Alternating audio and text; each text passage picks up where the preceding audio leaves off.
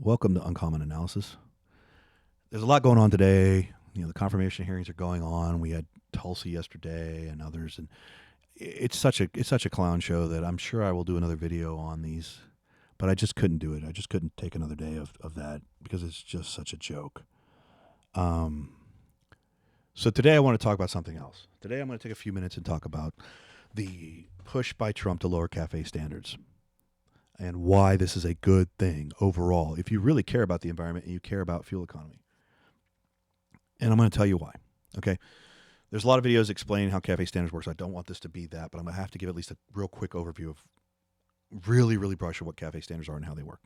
So in the late 1970s, as you probably are aware, there was an energy crisis, right? It was hard to get gas. We were dependent on Saudi Arabia and other Arab nations, and they cut production, driving the cost of gas to the roof. We had shortages. We had lines. We had you could only get your car filled up on certain days based on the last number of your license plate, etc. Long story short, that went on in the 70s. So a response to that was in 1978. They passed, I believe it was 1978, they passed what they called CAFE standards. And the whole reason for the CAFE standard was to mandate minimal miles per gallon per vehicle in a goal to lessen use of gasoline. It was not meant or intended to be a regulatory thing for the environment. It was just simply, let's try to get better fuel economy in our cars so we need less of it, so we're less dependent on these foreign nations and we're more independent and we're in a safer spot. That was the drive behind it. It has morphed over time into be purely an environmental driven thing. And it has been just on the books, right? Your car has to meet a certain gasoline or mile per gallon standard. If it doesn't, you pay a penalty.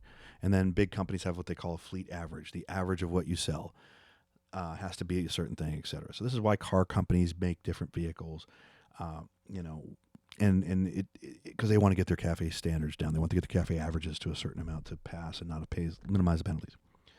So it's a cost you're paying whether you realize it or not when you buy a vehicle for most vehicles, because most vehicles don't meet these standards, or a lot of vehicles do not meet these standards today, and they counter it by having vehicles that do better, right? So that it might be a small vehicle that beats the standard, a large vehicle doesn't, and we counteract each other. I'm not going to go into the details of that, but it's a whole system, right? So what happened is the industry largely reacted to this by making smaller vehicles, right? It's not difficult to understand. A small vehicle is lighter. It takes less gas to move it down the road, right? You can do improvements to your engine, and you can do improvements to your transmissions, and you can do things that do improve your gas consumption. And we've seen a lot of that over the years. But there's still physical limits, right? At the end of the day, you're burning a fuel. You're creating an explosion, right? Internal combustion is basically explosion. You're controlling the explosion. It's pushing physical piston down, which is turning a crankshaft, which is turns your drive shaft, which goes in the transmission, goes to transmission and then drive shaft and moves your wheels. So a lot of that energy, like it or not, gets wasted in heat and other things. But there are improvements, and we keep working on things, and there have been lots of things that happen with these. But there's a finite level of improvement.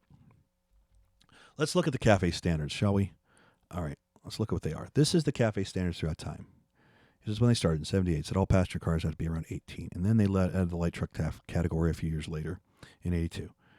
And as you can see, light trucks have a slightly lower requirement than cars. And for a long time, they were pretty flat, right? And in 2010, under Obama, they started this push, which probably is not a bad thing, but it went probably a little too far, right? Pushing from 27.5 on a car to, by 2020, being 43. So this is almost, 40% improvement out of the gas consumption of a passenger vehicle over the course of, let's see, 10 to 20, right? 10 years. That's a crazy, crazy thing. Most cars today don't meet this. It's 43%, 4370. I don't think most cars meet that. Most gasoline cars don't meet that. I'd be surprised if they do. So your car, when you buy it, you are paying a penalty almost certainly to the government. A part of your cost of your car is a CAFE standard penalty, I would bet you. I don't have the data in front of me, but it would not surprise you. So there's an added cost to your car because your car can't hit this. Light trucks have a lower requirement, right? But even here, they started pushing it up, and now it went from 20 miles to a gallon, 21 miles a gallon to 30 miles. So a 50% improvement inside of about the same deal, about 10, 15 years. And then here's what happened last year. Biden's failed administration pushed these ridiculous laws that wanted going over 50%. Like here's 30%. I'm sorry, this is a 10. This is 10. So this is about a 30% improvement inside of 3 or 4 years. And here in passenger cars, even worse, right? Almost a 50% improvement from 40 to almost 60 inside of 3. Absurd. Not possible. Not realistic. But this is why you saw, part of the reason you saw a lot is push for electrification. This is what this is, push for electrification. Because internal combustion engines can't do this, and then it levels out. But still, they want 65 miles to a gallon by 2031. Not realistic. It's 2025 today. In 6 years, we're not going to get to 65 miles to a gallon on a gasoline car. You can't. Another factor that comes into this. So there you go. That's what's happening. Trump's, say he's going to lower these things. I don't know to what, but he's going to lower these standards so we can at least get to where it's realistic. Because this is unicorn farts. Okay, this is just unicorn farts, right? As is this. Now, I've had a car. I had a car. It was a 1991, right? So this would have been the requirement. I don't know. I don't remember its city driving capacity, but it's pretty decent. And highway, it got 40 plus miles to a gallon on the highway. It was believe it or not, it was a 91 Fox GL. It was a subcompact car, very small car, and it had a 0.9 liter inline 4-cylinder engine. It was a great little car. It served me well. I drove it for several years. It never let me down. The 5-speed manual with the overdrive allowed me to get about 40-some miles on a highway. I could take a highway trip and had a 12-gallon tank and get almost 500 miles on the highway. City, not that good, obviously. I'm sure it met the standards, though. I would not be surprised if it was 30. I don't remember the city driving. But the highway definitely got above 40, which at the time was pretty good. But also had a tiny, tiny little engine. It was a tiny, tiny little car. The second part I want to get into, which segues in a second. The second part of CAFE is how they figure out a CAFE standard for a car. Well, it's actually built on what they call a footprint, okay? And that is this.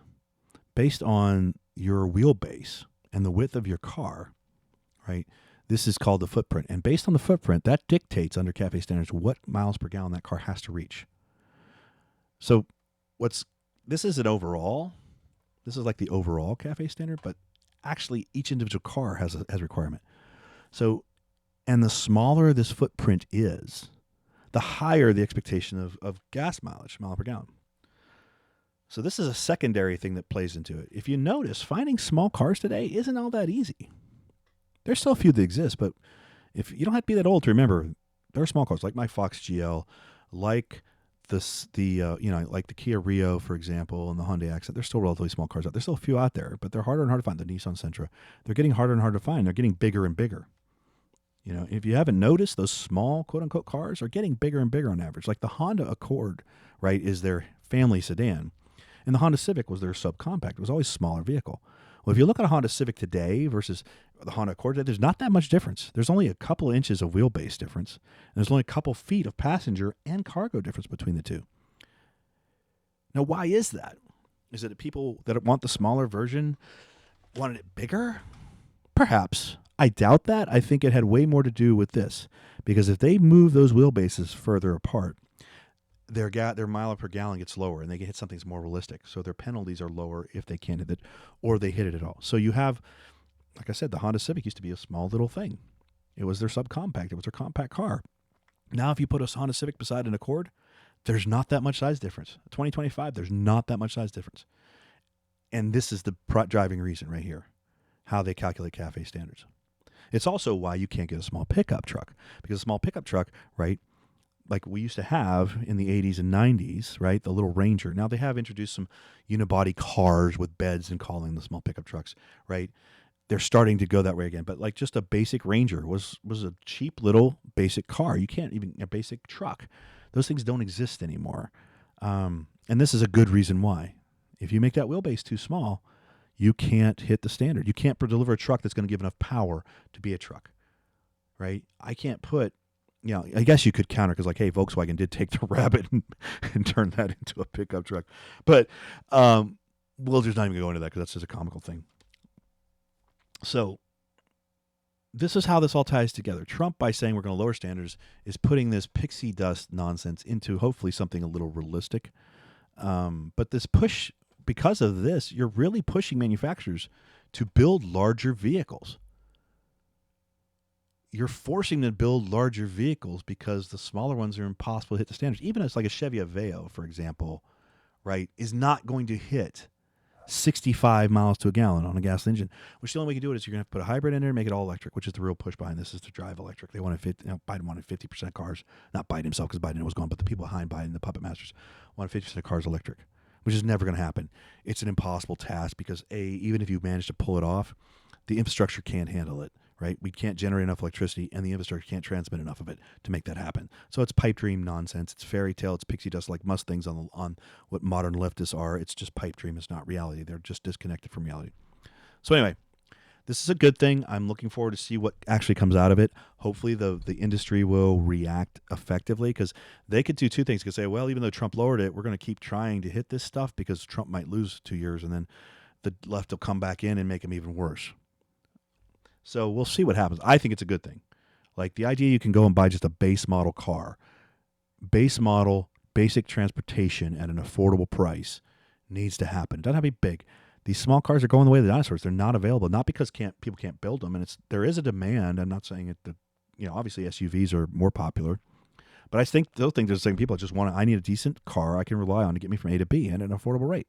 Not everybody makes $150,000 a year. Not everybody makes $200,000. A lot of people out there, the average income is what? The median household income is only like $80,000 a year, right, or less. The median personal income is something like 45 or 50 or something like that. Not everybody wants a big fancy vehicle, right? They don't want a huge vehicle. They want, there is a demand for it. And these manufacturers are making these types of vehicles. They do still make small trucks and things. They just can't sell them in the United States. They sell them overseas. So we shall see how this plays out, but I think it's a good thing, guys. So we'll keep an eye on it. And with that, I am out. Have a great one, everybody. And if you like this, please like, subscribe, comment, share, tell some of your friends. I appreciate it. This channel grows completely organically. I don't do any marketing or any pushing of anything. It's completely organic growth. So the more people involved and you tell about it and join, appreciate, gives us more exposure, hopefully grows the channel more. All right, thanks, guys. And I'm sure we'll talk more about the general state of Washington, D.C. tomorrow. Have a good one. I'm out.